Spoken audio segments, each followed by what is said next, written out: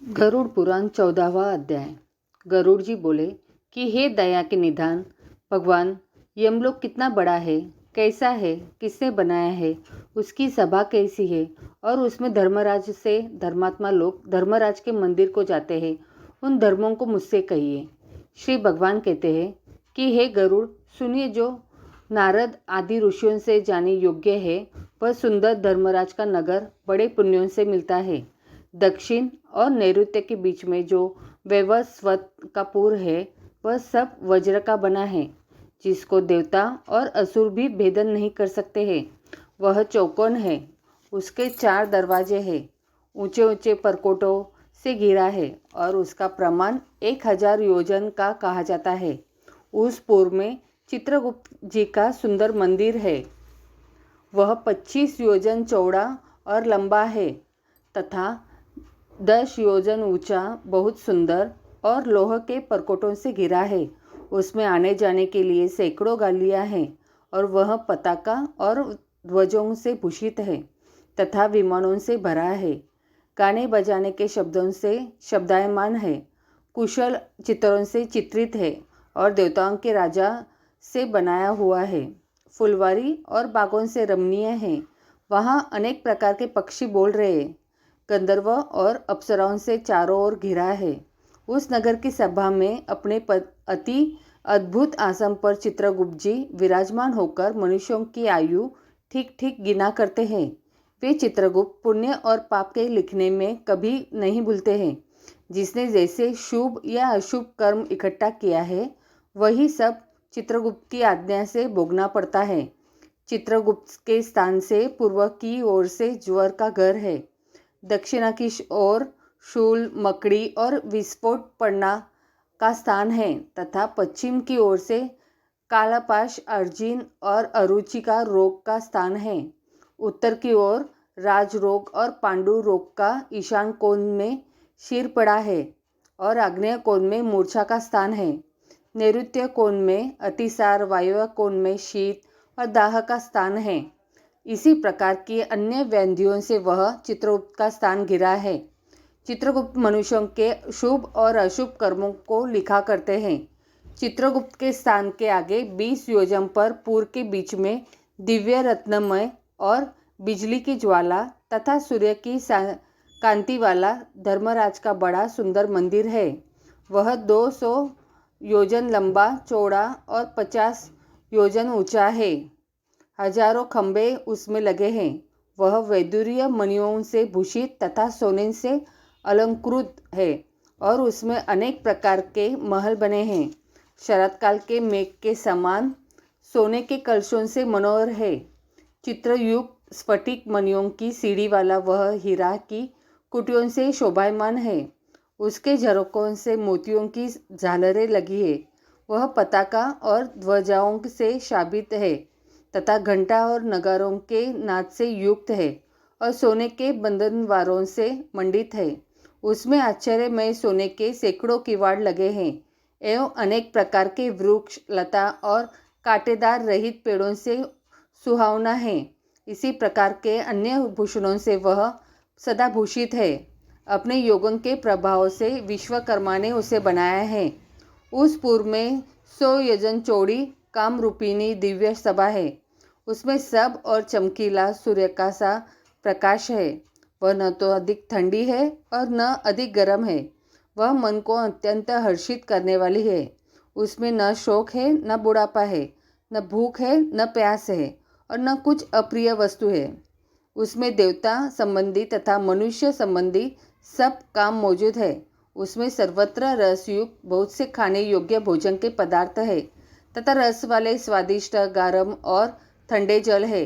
उसमें पुण्यमय शब्द आदि विषय है तथा नित्य कामना रूपी फल देने वाले वृक्ष है। हे गरुड़, वह सभा बादल रहित, रमणीय और कामना देने वाली, बहुत समय तक तप करने वाली विश्वकर्मा ने उसे बनाया था। उसमें बड़े तप वाले, सत्य बोलने वाले, शांत स्वभाव, सन्यासी, सिद्ध और शुभ कर्म से पवित्र हुए लोग जाते हैं।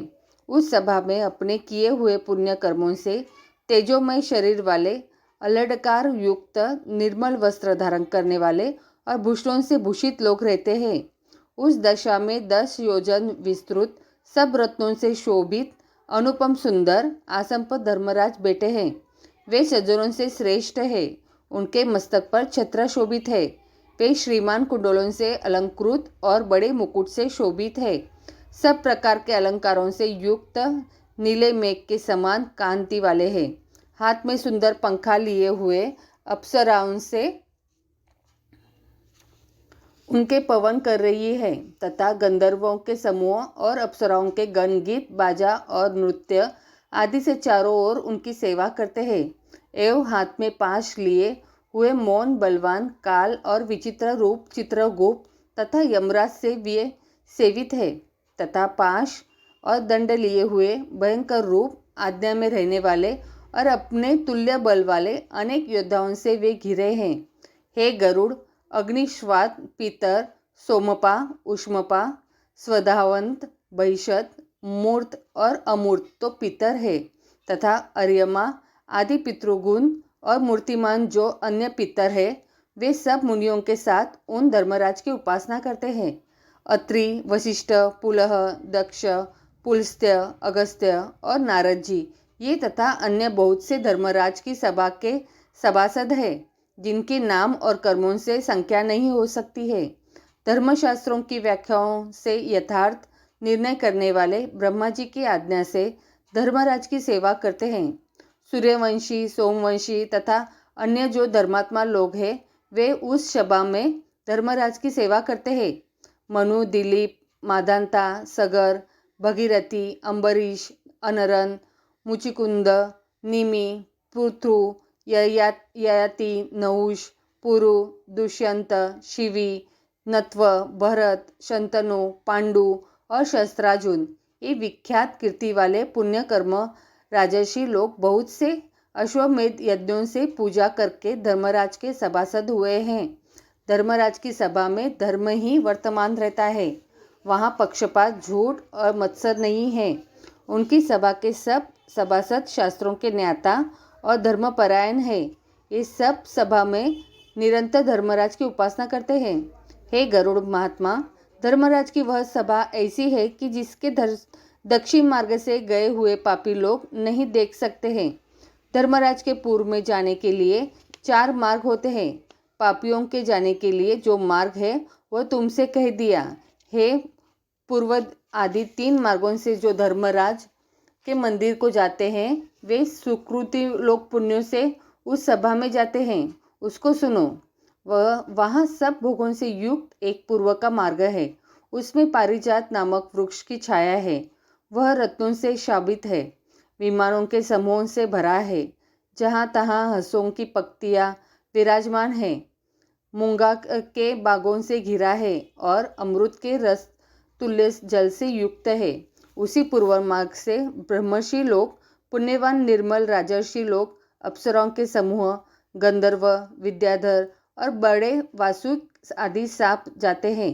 और जो देवताओं की आराधना करने वाले, शिवजी की भक्ति करने वाले, गर्मी में पौशाला लगाने वाले, माघ में लकड़ी देने वाले तथा वर्षा ऋतु में जो विरक्त लोगों को दान मान से आश्रय देने वाले और दुखितों को मीठे वचन कहकर आश्रय देने वाले हैं, वे लोग और जो सत्य तथा धर्म में रत है और क्रोध तथा लोभ से रहित है, एवं पिता माता के भक्त और गुरु की सेवा करने वाले, भूमि, घर, गौ और विद्या का दान करने वाले, पुराण के बाँचने वाले और सुनने वाले तथा सप्ताह आदि पारायण करने वाले, ये सुकृति लोग तथा अन्य जो पुरुद्वार के प्रवेश करने वाले, सुशील और शुद्ध बुद्धि वाले, वे सब धर्मराज की सभी में जाते हैं।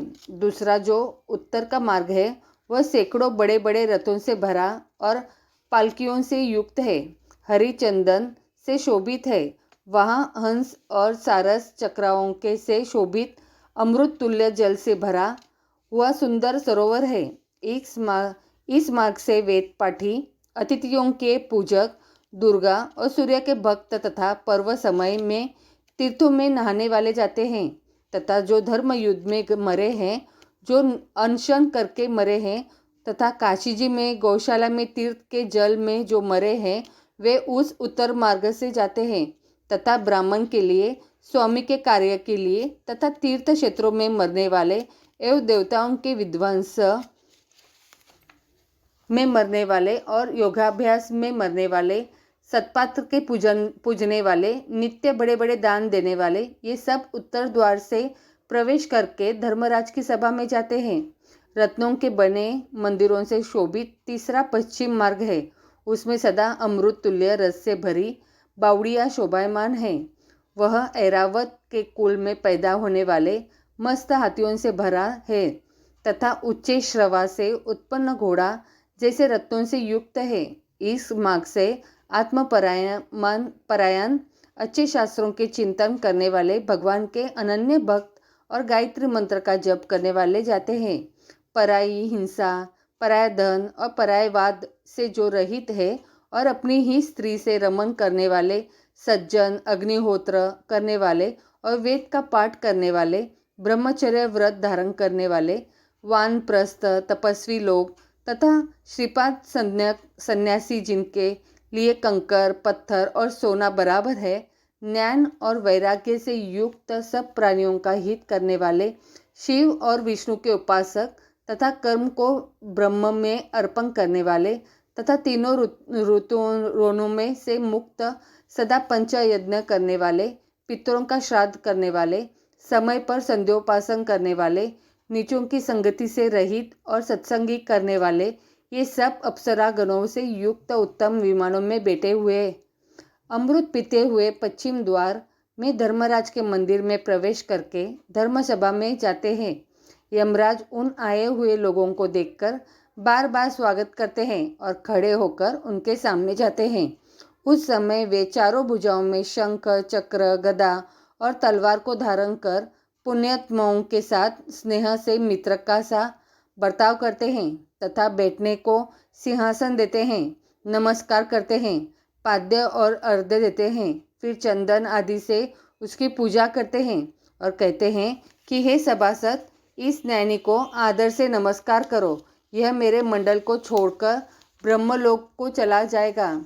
हे बुद्धिमान से श्रेष्ठ नरक से डरने वाले, आप लोगों ने पुण्य करके सुखदायक देवत्व साधन किया है। जो दुर्लभ मनुष्य का शरीर पाकर नित्य नैमित्तिक कर्म का साधन नहीं करता है, वह घोर नरक में जाता है। इससे बढ़कर और कौन अचेतन है? जो मनुष्य अस्थिर शरीर से अस्थिर धन आदि को द्वारा स्थिर धर्म को संचित करता है, वही एक बुद्धिमान मनुष्य है। इसलिए सब प्रकार का यत्न करके धर्म का संचय करना चाहिए। आप लोग सब भोगों से युक्त पुण्य वाले स्थान को जाओ। ऐसे धर्मराज के वचन सुनकर धर्मराज से पूजित और विनीश्वरों से स्तुति किए गए हैं। विमानों पर बैठकर परम पद को जाते हैं और कोई बड़े आदर से धर्मसभा में ही रह जाते हैं। वहाँ कल्प तक रहकर और दिव्य भोगों को भोगकर शेष पुण्य से पवित्र दर्शन वाले मनुष्य शरीर को पाता है तथा बड़ा धनवान, सब कुछ जानने वाला और सब शास्त्रों में चूर होकर फिर आत्मा के विचार से परम गति को प्राप्त होता है। हे गरुड़, तुमने जो यमालय का हाल पूछा था वह सब तुमसे कह दिया। इसको जो मनुष्य भक्ति से सुनता है वह धर्मराज की सभा में जाता है।